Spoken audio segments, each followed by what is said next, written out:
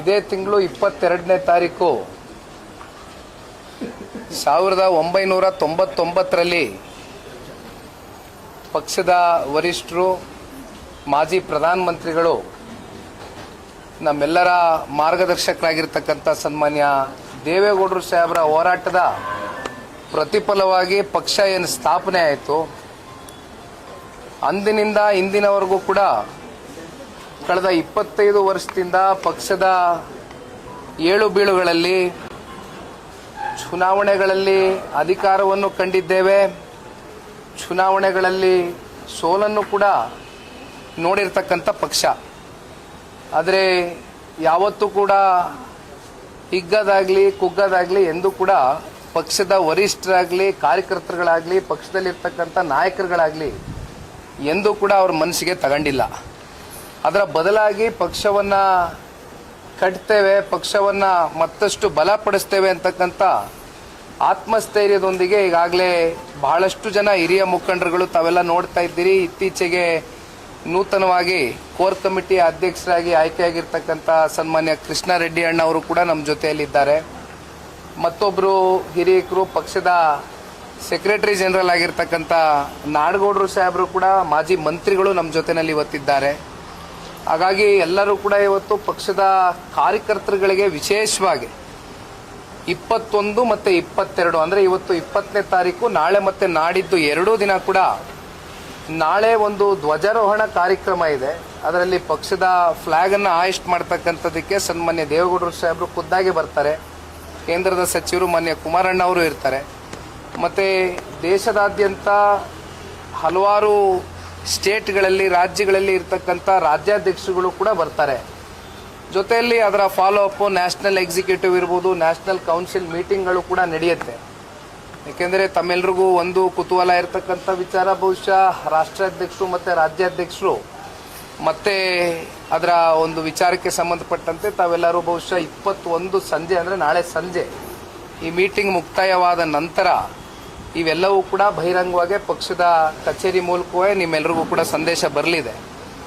ಜೊತೆಯಲ್ಲಿ ಅದಾದ ನಂತರ 22 ಬೆಳಗ್ಗೆ ಒಂದು 11 ಗಂಟೆಗೆ ಈಗ ಇಲ್ಲೇ ಬಲಭಾಗದಲ್ಲಿ ಇರ್ತಕ್ಕಂಥ ಈ ಒಂದು ಸ್ಟೇಜ್ ಏನು ನೋಡ್ತಾ ಇದ್ದೀರಿ, ಪ್ಲಾಟ್ಫಾರ್ಮು ಭಾಳ ಅಚ್ಚುಕಟ್ಟಾಗಿ ವ್ಯವಸ್ಥಿತವಾಗಿ ಮಾನ್ಯ ತಿಪ್ಪೇಸ್ವಾಮಣ್ಣ ಅವರ ನೇತೃತ್ವದಲ್ಲಿ ಅವರ ಒಂದು ಜವಾಬ್ದಾರಿಯೊಂದಿಗೆ ನಾವೆಲ್ಲರೂ ಕೂಡ ಸಾಕಷ್ಟು ರಾಜ್ಯಾದ್ಯಂತ ಹಲವಾರು ಜಿಲ್ಲೆಗಳಿಂದ ಬರ್ತಕ್ಕಂಥ ಕಾರ್ಯಕರ್ತರಿಗೆ ಯಾವ ರೀತಿ ನಾವು ಅವ್ರನ್ನ ಬರಮಾಡ್ಕೊಂಡು ಪ್ರತಿಯೊಬ್ಬರಿಗೂ ಒಂದು ಊಟದ ವ್ಯವಸ್ಥೆ ಇರ್ಬೋದು, ತಿಂಡಿ ವ್ಯವಸ್ಥೆ ಇರ್ಬೋದು, ಜೊತೆಯಲ್ಲಿ ಬಹಳ ದೊಡ್ಡ ಮಟ್ಟದಲ್ಲಿ ನಿರೀಕ್ಷೆಗೂ ಮೀರಿ ಜನ ಬರ್ತಕ್ಕಂಥ ಸಾಧ್ಯತೆ ಇರತಕ್ಕಂಥ ಹಿನ್ನೆಲೆಯಲ್ಲಿ LED ಸ್ಕ್ರೀನ್ಗಳನ್ನು ಕೂಡ ಒಂದಷ್ಟು ಕಡೆ ಒಂದು 3ರಿಂದ 4 ಕಡೆ ಅದನ್ನು ಕೂಡ ಒಂದು ವ್ಯವಸ್ಥೆ ಮಾಡಬೇಕು ಅಂತಕ್ಕಂಥದ್ರ ಬಗ್ಗೆ ಈಗಾಗಲೇ ಕೂಲಂಕುಷವಾಗಿ ಚರ್ಚೆಯನ್ನು ಮಾಡಿದ್ದೇವೆ.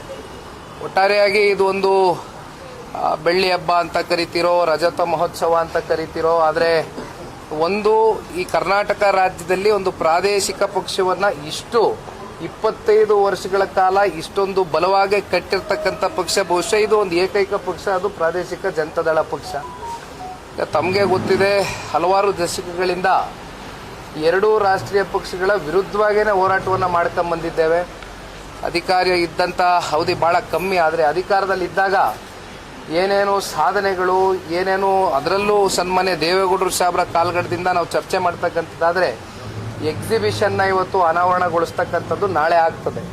ಅಲ್ಲಿ ತಾವೆಲ್ಲರೂ ನೋಡ್ಬೋದು ಸನ್ಮಾನ್ಯ ದೇವೇಗೌಡರು ಸಾಹೇಬರು ಯಾವ ಊರಲ್ಲಿ ಹುಟ್ಟಿದ್ರು, ಆಮೇಲೆ ಅವರ ವೈಯಕ್ತಿಕ ಬದುಕಿರ್ಬೋದು, ಜೊತೆಯಲ್ಲಿ ಅವರು ರಾಜಕೀಯವಾಗಿ ಅವರು ಯಾವ್ಯಾವ ರೀತಿ ಅವರ ನಡೆಗಳನ್ನ ಇಟ್ಟಿದ್ದಾರೆ ಅಂತಕ್ಕಂಥದ್ದು ಪ್ರತಿಯೊಂದು ಕೂಡ ಎಕ್ಸಿಬಿಷನ್ ಮೂಲಕ ನಾಳೆ ದಿನ ಇಡೀ ರಾಜ್ಯದ ಜನತೆಗೆ ಇದು ಒಂದು ಮಾಡೆಲ್ ಆಗಿ ಏನು ಪ್ರೆಸೆಂಟ್ ಮಾಡ್ತಾ ಇದ್ದೇವೆ. ಇಲ್ಲಿಂದ ಮತ್ತೆ ಅದನ್ನು ಮತ್ತಷ್ಟು ತಾಲೂಕು ಕೇಂದ್ರಗಳಲ್ಲಿ, ಜೊತೆಯಲ್ಲಿ ಜಿಲ್ಲಾ ಕೇಂದ್ರಗಳಲ್ಲಿ ಈಗಾಗಲೇ ಸಾಕಷ್ಟು ಬಾರಿ ಪಕ್ಷದ ಚೌಕಟ್ಟಿನಲ್ಲಿ ಚರ್ಚೆ ಮಾಡಿದ್ದೇವೆ. ಇದೇ ಎಕ್ಸಿಬಿಷನ್ನ ವಾಪಸ್ಸು ಒಂದಷ್ಟು ಕಲ್ಯಾಣ ಮಂಟಪದಲ್ಲಿ ಅವೆಲ್ಲವೂ ಕೂಡ ಒಂದು 5ರಿಂದ 10,000 ಜನ ಸೇರ್ತಕ್ಕಂಥ ಅವಕಾಶ ಇರತಕ್ಕಂಥ ಜಾಗಗಳಲ್ಲಿ ಪ್ರತಿ ತಾಲೂಕು ಕೇಂದ್ರಗಳಲ್ಲೂ ಕೂಡ ಇದನ್ನು ವರ್ಷ ಇಡೀ ಆಚರಣೆ ಮಾಡಬೇಕು ಅಂತಕ್ಕಂಥದ್ದು ಪಕ್ಷದ ಚೌಕಟ್ಟಿನಲ್ಲಿ ತೀರ್ಮಾನ ಆಗಿದೆ. ಪಕ್ಷದ ವರಿಷ್ಠರು ಕೂಡ ಆದೇಶವನ್ನು ಹೊರಡಿಸಿದ್ದಾರೆ. ಹಾಸನದಿಂದ ಜಿಲ್ಲಾ ಪ್ರವಾಸ ಆರಂಭ ಆಗುತ್ತೆ ಅಂತ ಕೇಳಬಹುದು. ಸರಿ ಅಣ್ಣ. ಹಾಸನದಿಂದಲೇ ಜಿಲ್ಲಾ ಪ್ರವಾಸಗಳನ್ನ ಆರಂಭ ಮಾಡ್ತೀವಿ. ಈಗ ನಮ್ಮ ಒಂದು ಜನರೊಂದಿಗೆ ಜನತಾದಳ ಮೆಂಬರ್ಶಿಪ್ ಡ್ರೈವ್ ಪ್ರಕ್ರಿಯೆ ಮಿಸ್ಡ್ ಕಾಲ್ ಕ್ಯಾಂಪೇನು ಈಗಾಗಲೇ 52 ಕ್ಷೇತ್ರ ಮುಕ್ತಾಯ ಮಾಡಿದ್ದೇವೆ ಮೊದಲನೇ ಹಂತದಲ್ಲಿ. ಎರಡನೇ ಹಂತದಲ್ಲಿ ಇನ್ನೂ ಕೆಲವೊಂದಷ್ಟು ಜಿಲ್ಲೆಗಳು ಕ್ಷೇತ್ರಗಳು ಬಾಕಿ ಇದೆ, ಅದು ಕೂಡ ಅದರ ಜೊತೆಯಲ್ಲಿ ಟೇಕ್ ಆಫ್ ಮಾಡ್ತೇವೆ. ಒಟ್ಟಾರೆಯಾಗಿ ಈಗ ಕೃಷ್ಣಣ್ಣ ಅವರು ಕೂಡ ಜೊತೆಯಲ್ಲಿರ್ತಕ್ಕಂಥದ್ದು ಬಹುಶಃ ಅವರು ಬಹಳ ಉತ್ಸಾಹಕತೆಯಿಂದ ಈಗಾಗಲೇ ಇಲ್ಲಿ ಅವ್ರ ಕಚೇರಿನೂ ಕೂಡ ಸೆಟಪ್ ಮಾಡ್ಕೊಂಡಿದ್ದಾರೆ. ಸೊ ಹಾಗಾಗಿ ನಾವು ಅವರು ಮತ್ತು ಹಿರಿಯಕರು ನಾಡಗೌಡರು ಸಾಹೇಬರು ಎಲ್ಲರೂ ಸೇರಿ ಈ ರಾಜ್ಯ ಪ್ರವಾಸ ಮಾಡ್ತಕ್ಕಂಥದ್ರ ಜೊತೆಯಲ್ಲಿ ಪಕ್ಷ ಸಂಘಟನೆ ಇನ್ನೂ ಹೆಚ್ಚಾಗಿ ಬಲವಾಗಿ ಮಾಡ್ತೇವೆ. ಸರ್, ಈಗ ಬೆಂಗಳೂರಿನಲ್ಲಿ ಹಾಡೋಗಲೇ ದರೋಡೆ ಆಗಿದೆ. ಸೊ 7 ಕೋಟಿಯಷ್ಟು ದುಡ್ಡು ಹೋಗಿದೆ. ಕಾನೂನು ಸುವ್ಯವಸ್ಥೆ ಬಗ್ಗೆ ಚರ್ಚೆ ಆಗ್ತಿದೆ. ಬಹುಶಃ ಕಳೆದ 2-2.5 ವರ್ಷದಿಂದ ನಾವು ನೋಡ್ತಾ ಇರ್ಬೋದು ಕಾನೂನು ಸುವ್ಯವಸ್ಥೆ ಇವತ್ತು ಯಾವ ಮಟ್ಟಕ್ಕೆ ಹೋಗಿ ತಲುಪಿದೆ ಅಂತಕ್ಕಂಥದ್ದು ಇವತ್ತು ಸಾಮಾನ್ಯ ಜನರಲ್ಲಿ ಒಂದು ಆತಂಕ ಶುರು ಆಗಿದೆ. ಸಾಮಾನ್ಯ ಜನರಿಗೆ ಇವತ್ತು ರಕ್ಷಣೆ ಇಲ್ಲದೆ ಇದ್ದಂತಾಗಿದೆ. ಆದರೆ ಸಾಕಷ್ಟು ಪ್ರಕರಣಗಳು ಪ್ರತಿನಿತ್ಯ ನೋಡ್ತೀರಿ. ಆದರೆ ಮಾನ್ಯ ಗೃಹ ಸಚಿವರು ಭಾಳ ಹಿರಿಯರಿದ್ದಾರೆ, ಅನುಭವಿಗಳಿದ್ದಾರೆ. ಆದರೆ ಅವ್ರಿಗೆ ನೀವು ಯಾವಾಗ ಹೋಗಿ ಮೈಕ್ ಹಿಡ್ದು ಯಾವುದೇ ಒಂದು ಪ್ರಶ್ನೆ ಈ ರೀತಿ ಎಡವಟ್ಟುಗಳಾದಂಥ ಸಂದರ್ಭದಲ್ಲಿ ಅವ್ರ ಬಾಯಲ್ಲಿ ಬರ್ತಕ್ಕಂಥದ್ದು ಒಂದೇ ಪದ, ನನಗೆ ಗೊತ್ತಿಲ್ಲ ಅಂತಾರೆ. ಹಾಗಾಗಿ ಇದು ಒಂದು ರೀತಿ ಗೊತ್ತಿಲ್ಲದೆ ಇರೋ ದಿಕ್ಕು ದೆಸೆ ಗೊತ್ತಿಲ್ಲದೆ ಇರೋವಂಥ ಒಂದು ಸರ್ಕಾರ ಆಗೋಗಿದೆ ಇವತ್ತು. ನಮ್ಮ ರಾಜ್ಯದ ಜನತೆ ನಿಜಕ್ಕೂ ಕೂಡ ಆತಂಕ ಪಡ್ತಕ್ಕಂಥ ವಿಚಾರವೇ ಇದು. ಆದರೆ ನೋಡೋಣ, ಈಗ ಗೊತ್ತಿಲ್ಲ ಅಂತಕ್ಕಂಥ ಹೇಳುವಂಥ ಸಚಿವರು ಇದಕ್ಕೇನು ಉತ್ತರ ಕೊಡ್ತಾರೆ ಕಾದು ನೋಡೋಣ. ಸರ್, ಬೆಂಗಳೂರು ಸೇಫ್ ಸಿಟಿ ಅಂತಾರೆ, ಇಂಥ ಕಡೆನೇ ಈ ರೀತಿ ದೊಡ್ಡ ಮಟ್ಟದಲ್ಲಿ ದರೋಡೆ ಆಗುತ್ತೆ ಅಂದ್ರೆ ಹಾಡೋಗಲೇ ಈ ರೀತಿ ಆಗಿದೆ. ಈಗ ಯಾವಾಗ ಅಡ್ಮಿನಿಸ್ಟ್ರೇಷನ್ ಲ್ಯಾಪ್ಸಸ್ ಇರುತ್ತೆ, ಯಾವಾಗ ಗವರ್ನೆನ್ಸ್ ಅಲ್ಲಿ ಜೊತೆನಲ್ಲಿ ಇವಾಗ ಲಾ ಆ್ಯಂಡ್ ಆರ್ಡ್ರು ಈ ರೀತಿ ರೌಡಿಗಳಿಗೆ, ಈ ರೀತಿ ದರೋಡೆ ಮಾಡೋರಿಗೆ, ಕಳ್ತನ ಮಾಡೋರಿಗೆ ಇವ್ರು ಎಲ್ರಿಗೂ ನೀವು ಪಾಠ ಕಲಿಸೋದಿಲ್ಲ, ಅಲ್ಲಿವರೆಗೂ ಕೂಡ ಒಂದು ರೀತಿ ಇದನ್ನ ಅವರು ಮೋಟಿವೇಶನ್ ಆಗಿ ತಗೊಂಡು ಇದೇ ರೀತಿ ಸಾಕಷ್ಟು ಪ್ರಕರಣಗಳು ನಡೀತಕ್ಕಂಥ ಒಂದು ಸಾಧ್ಯತೆ ಇದೆ. ಆದರೆ ಇದಕ್ಕೆ ಕಡಿವಾಣ ಆಗ್ತಕ್ಕಂಥ ಕೆಲಸ ರಾಜ್ಯ ಸರ್ಕಾರ ಮಾಡಬೇಕು. ಅದರಲ್ಲೂ ಗೃಹ ಸಚಿವರು ಇದ್ರ ಬಗ್ಗೆ ಈ ವಿಷಯವನ್ನು ಗಂಭೀರವಾಗಿ ಪರಿಗಣನೆಗೆ ತಗೊಂಡು ಇದಕ್ಕೇನು ಉತ್ತರ ಕೊಡ್ತಾರೆ, ಯಾಕಾಗಿದೆ, ಹೇಗಾಗಿದೆ, ಇದ್ರ ಯಾವ ರೀತಿ ತನಿಖೆ ಮೂಲಕ ಇದನ್ನು ಯಾವ ರೀತಿ ರಾಜ್ಯದ ಜನತೆ ಮುಂದೆ ಇದನ್ನು ಬಯಲಿಗೆಳಿತಾರೆ, ಜೊತೆಯಲ್ಲಿ ಮುಂದೆ ಈ ರೀತಿ ಘಟನೆಗಳಾಗದೇ ಇರತಕ್ಕಂಥದ್ದಕ್ಕೆ ಮುನ್ನೆಚ್ಚರಿಕೆ ಕ್ರಮಗಳನ್ನ ಯಾವ ರೀತಿ ವಹಿಸ್ತಾರೆ ಅಂತಕ್ಕಂಥದ್ದು ಇವತ್ತು ಈ ರಾಜ್ಯ ಸರ್ಕಾರ ಉತ್ತರ ಕೊಡಬೇಕು. ಸರ್, ಇವತ್ತು ಸರ್ಕಾರಕ್ಕೆ 2.5 ವರ್ಷ ಪೂರೈಸಿದೆ, ನುಡಿದಂತೆ ನಡೆದಿದ್ದೇವೆ ಅಂತ ಹೇಳ್ತಿದ್ದಾರೆ, ಜಾಹೀರಾತುಗಳನ್ನು ಕೊಟ್ಟಿದ್ದಾರೆ. ನೋಡಿ, ಇವತ್ತು ಈ ಕಾಂಗ್ರೆಸ್ನ ಸರ್ಕಾರ ಕೇವಲ ಜಾಹೀರಾತುಗಳಿಗೆ ಸೀಮಿತವಾಗಿರ್ತಕ್ಕಂಥ ಸರ್ಕಾರ. ಯಾಕೆಂದರೆ ಜಾಹೀರಾತುಗಳು ಇವತ್ತೇನು ಇಷ್ಟಿಷ್ಟು ದೊಡ್ಡ ಪುಟಗಳು, 1 ಪೇಜು 2 ಪೇಜು ಇವತ್ತೇನು ಕೊಡ್ತಾ ಹೋಗ್ತಾ ಇದ್ದಾರೆ. ಅಂತಿಮವಾಗಿ ಇದು ಯಾರ ದುಡ್ಡು? ಈ ರಾಜ್ಯದ 7.5 ಕೋಟಿ ಕನ್ನಡಿಗರು ಟ್ಯಾಕ್ಸ್ ಪೇಯರ್ಸ್ನ ಮನಿ ಇವತ್ತು ಸ್ವೇಚ್ಛಾಚಾರವಾಗಿ ಬಳಕೆ ಆಗ್ತಾ ಇದೆ. ಸುಮ್ಮನೆ ನಾವು 2.5 ವರ್ಷ ಕಂಪ್ಲೀಟ್ ಮಾಡಿದ್ದೀವಿ, ನಾವು ನುಡಿದಂತೆ ನಡೆದಿದ್ದೇವೆ ಅಂತಕ್ಕಂಥದ್ದು ನೀವು ಬಾಯಲ್ಲಿ ಹೇಳ್ತಕ್ಕಂಥದ್ದು ಬೇಡ, ಬಟ್ ಥ್ರೂ ಯುವರ್ ಆ್ಯಕ್ಷನ್ಸ್ ನೀವು ಇದನ್ನು ಪ್ರೂವ್ ಮಾಡಬೇಕಾಗ್ತದೆ. ನೀವು ಥ್ರೂ ಯುವರ್ ಆ್ಯಕ್ಷನ್ಸ್ ಇದನ್ನು ಪ್ರೂವ್ ಮಾಡಲಿಕ್ಕಾಗಿದೆಯಾ? ಎಷ್ಟೆಷ್ಟು ಲೋಪದೋಷಗಳು, ಎಷ್ಟೆಷ್ಟು ವೈಫಲ್ಯತೆಗಳು, ಭ್ರಷ್ಟಾಚಾರದ ನೆನ್ನೆ ವಿಚಾರ ಕೂಡ ನಾನು ಮಾತನಾಡಿದ್ದೇನೆ. ಬಹುಶಃ ಮುಂದೆ ಆ ಪ್ರಶ್ನೆ ಕೇಳ್ತೀರಾ ಅಂತಲೂ ಅಂದ್ಕೊಂಡಿದ್ದೀನಿ ನಾನು. ಇವೆಲ್ಲದಕ್ಕೂ ಫಸ್ಟು ಸರ್ಕಾರ ಉತ್ತರ ಕೊಡಬೇಕಾಗ್ತದೆ. ತನ್ನ ಬೆನ್ನನ್ನು ತಾನು ತಟ್ಕೊಳ್ತಕ್ಕಂಥದ್ದಲ್ಲ. 7.5 ಕೋಟಿ ಕನ್ನಡಿಗರ ಹೃದಯವನ್ನು ಗೆಲ್ತಕ್ಕಂಥ ಕೆಲಸ ಇಲ್ಲಿವರೆಗೂ ಏನಾದ್ರು ಈ ರಾಜ್ಯದ ಸರ್ಕಾರ ಮಾಡಿದ್ದಾರಾ? ಆಗಿದೆಯಾ? ಅವ್ರ ಆತ್ಮಸಾಕ್ಷಿಗೆ ಅವ್ರು ಪ್ರಶ್ನೆ ಮಾಡ್ಕೊಳ್ಬೇಕು. ಇವತ್ತು ಸುಮ್ಮನೆ ಜಾಹೀರಾತುಗಳು ಕೊಡೋದ್ರಿಂದ ಅವ್ರಿಗೊಂದು ಪ್ರಚಾರ ಸಿಕ್ಬೋದು ಅಷ್ಟೇ, ಒಂದು ದಿನದ ಪ್ರಚಾರ, ಅವ್ರಿಗೆ ಸಮಾಧಾನ ಆಗ್ಬೋದಷ್ಟೇ. ಆದರೆ ಇವತ್ತು ರಾಜ್ಯದ ಜನತೆಗೆ ಈ ಸರ್ಕಾರದ ಮೇಲೆ ಸಮಾಧಾನ ಇದೆಯಾ? ನೆಮ್ಮದಿಯಾಗಿದ್ದಾರಾ ಬಡವರು? ಉದ್ಯೋಗಗಳು ಸಿಕ್ಕಿದೆಯಾ ಯುವಕರಿಗೆ? ಇವೆಲ್ಲದರ ಬಗ್ಗೆ ಇವತ್ತು ರಾಜ್ಯ ಸರ್ಕಾರ ಕೂಲಂಕುಷವಾಗಿ ಚರ್ಚೆ ಮಾಡಬೇಕು. ಸರ್, ಒಂದ್ ಕಡೆ ಜೆಡಿಎಸ್ಗೆ ರಜತ ಮಹೋತ್ಸವ, ಒಂದು ಕಡೆ ಸೆಂಟ್ರಲ್ ನಲ್ಲಿ ಇಂಡಿಯಾ ಅಲಯನ್ಸ್ ಗೆದ್ದಿದೆ. 28ಕ್ಕೆ ತಮ್ಮ ಹೋಪ್ ಯಾವ ತರ ಇದೆ? ಈಗ ಬಿಹಾರದ ಚುನಾವಣೆ ಫಲಿತಾಂಶ NDA ಮಿತ್ರಕೂಟದ ಒಂದು ಶಕ್ತಿ ಪ್ರದರ್ಶನ ಏನಾಗಿದೆ ಅದನ್ನ ಬಿಹಾರದ ಜನತೆ ಇವತ್ತು ಸಂಪೂರ್ಣ ತುಂಬು ಹೃದಯದಿಂದ ಸ್ವಾಗತ ಮಾಡಿದ್ದಾರೆ, ಒಪ್ಕೊಂಡಿದ್ದಾರೆ. ಬಹುಶಃ ಅಂಥ ಒಂದು ಲ್ಯಾಂಡ್ ಸ್ಲೈಡ್ ವಿಕ್ಟ್ರಿ ಯಾರು ಕೂಡ, ಅಷ್ಟು ದೊಡ್ಡ ಮಟ್ಟದ ಒಂದು ವಿಕ್ಟ್ರಿನ ಯಾರು ಕೂಡ ನಿರೀಕ್ಷೆ ಮಾಡಿರಲಿಲ್ಲ. ಆದರೆ ಇವೆಲ್ಲವನ್ನ ನೋಡಿದಾಗ ಕಾಂಗ್ರೆಸ್ನ ಪತನದ ದಿನಗಳು ಬಿಹಾರದ ಚುನಾವಣೆಯ ಫಲಿತಾಂಶದ ಮೂಲಕ ಬಹುಶಃ ನಮ್ಮೆಲ್ಲರಿಗೂ ಕೂಡ ಭಾಳ ಎಳೆಯಾಗಿ ಇವತ್ತು ಬಿಹಾರದ ಜನತೆ ಒಂದು ಸ್ಪಷ್ಟವಾದಂಥ ಒಂದು ಸಂದೇಶ ಕೊಟ್ಟಿದ್ದಾರೆ. ಬಹುಶಃ ಈ ಸಂದೇಶ ಇವತ್ತು ಕಾಂಗ್ರೆಸ್ನ ಹಲವಾರು ದೊಡ್ಡ ನಾಯಕರುಗಳಿಗೆ ಬಹುಶಃ ನಿದ್ದೆಗೆಡಿಸಿರ್ಬೋದು. ಮುಂದೆ ಬರ್ತಕ್ಕಂಥ 28ರ ಕರ್ನಾಟಕದ ಚುನಾವಣೆ ಇವತ್ತು ಕಾಂಗ್ರೆಸ್ನ ಪರಿಸ್ಥಿತಿ ಎಲ್ಲಿಗೆ ಹೋಗಿ ನಿಲ್ಲುತ್ತೆ ಅಂತಕ್ಕಂಥದ್ದು ಬಹುಶಃ ಅವರಲ್ಲಿ ಈಗಾಗಲೇ ಆತಂಕ ಕಾಡ್ತಾ ಇರ್ಬೋದು. ಯಾಕೆಂದರೆ ಪಾಪ ಜನತಾದಳದ ಪಕ್ಷದ ಮೇಲೆ ಯಾವುದೋ ಒಂದೆರಡು ಮಾತುಗಳನ್ನ ವಿಧಾನಸಭೆಯ ಮಂಡಲದಲ್ಲೂ ಕೂಡ ಮಾತನಾಡಿದರು.